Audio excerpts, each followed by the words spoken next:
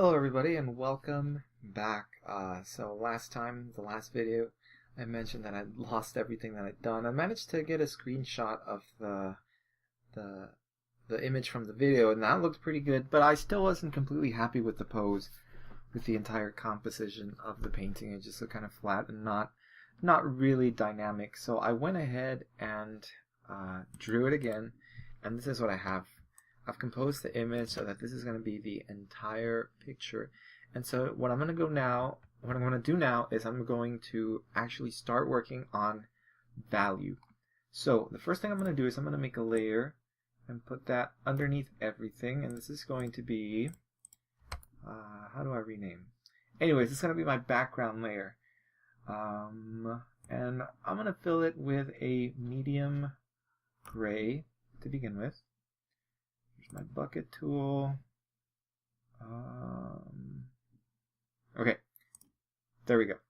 So that's our first thing we want to do. And what I'm going to start doing now is I'm going to start making a kind of a glow around our character. I'm not going to turn it up to 100% white, but I'm going to make it a little bit lighter. So just so that there's a little bit of contrast between our character and the background. Then I'm going to turn up the size. Is that as big as it goes? Oh no, here I can go bigger. Alright, so quite big, like that. And so that was with the mouse. Let me use the tablet.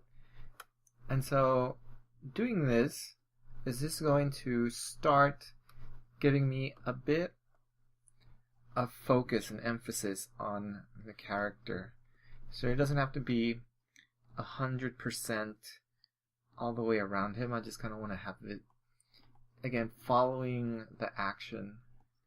Let's see, I'm going to switch over to a smaller size and then start adding in a little bit more lines like this. And so this is going to emphasize the action. And maybe if I want to bring in a little bit of that darker color, I can pick it from over here. What is the pick shortcut? I'm not sure what it is. Oh, there it is. It's Alt, apparently. So click Alt to get the color picker and just kind of bring it right back in just to get a little bit more of a dynamic feeling to the entire piece. There we go, maybe a bit too bright around here. And so I'm using the airbrush tool for this just because I want something really soft. And I think this is going to be good enough. Okay, now what I'm going to do is I'm going to turn down the opacity on this layer. I've gone ahead and turned it into a multiply layer, and I'm going to keep that on top for now. But I'm going to turn the opacity way down. Okay, like that. And then I'm going to pick a color that is, oh, it's Alt, a color that is slightly darker than the one I have at the moment. And I'm going to make a new layer. Let's place it underneath our line layer, our sketch. And then I'm just going to start, I don't want this tool.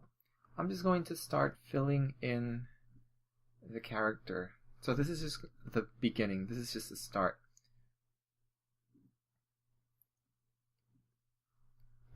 And so I'm going to do this. I'm probably going to speed up this part until I have it all colored in, all filled in, essentially. And I'm going to actually, before I do that, I'm just going to turn it to multiply, just so that I can differentiate it against the outline, or rather against the background. This isn't the color that it's going to be, but it's, or the shade that it's going to be, the tone, the value, but it's going to help so that I can actually see it a bit better against that gray.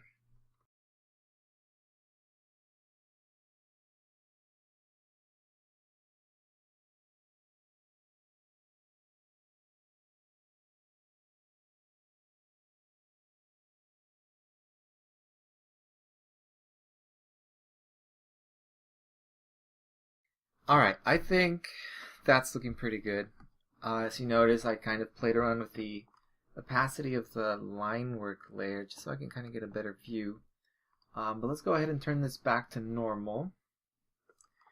And now we've got our flat layer. So that's what this is called. Let me see if I can't rename this. Layer. Rename. I guess the shortcut is P. So this is going to be our flat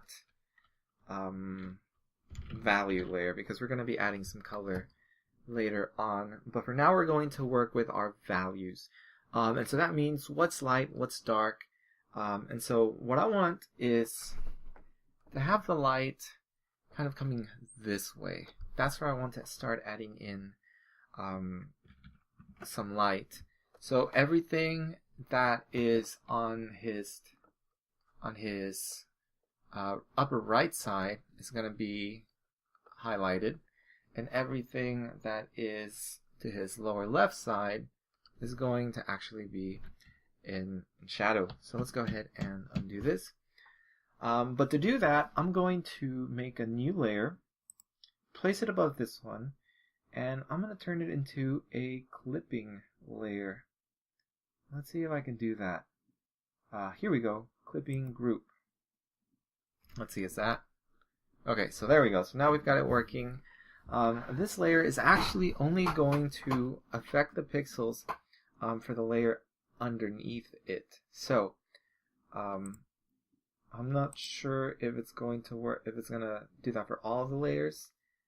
Probably not. I think it's only the layer underneath it since nothing's happening to my background layer.